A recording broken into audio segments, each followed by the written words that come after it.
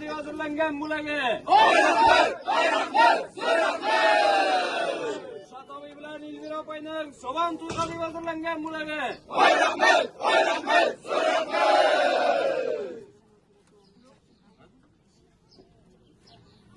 Shatoviy bilan Elvira opaning Soban to'yga deb hazırlangan bo'lagi.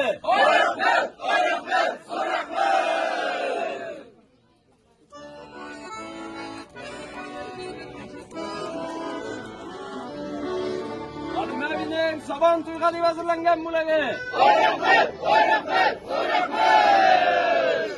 Jonuklar Siyasining Soban to'yga deb hazırlangan bo'lagi.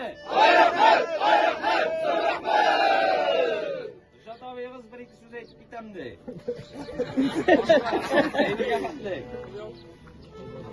Yigitlar,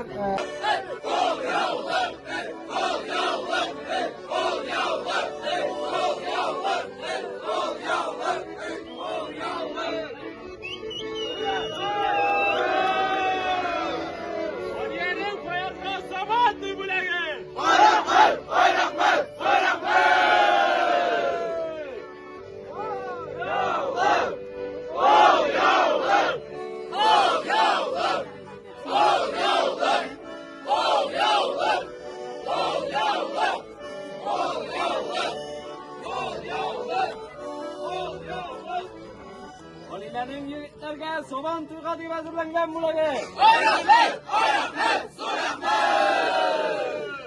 Olilarning yigitlarga Soban to'yga deb hazırlangan bo'lagi.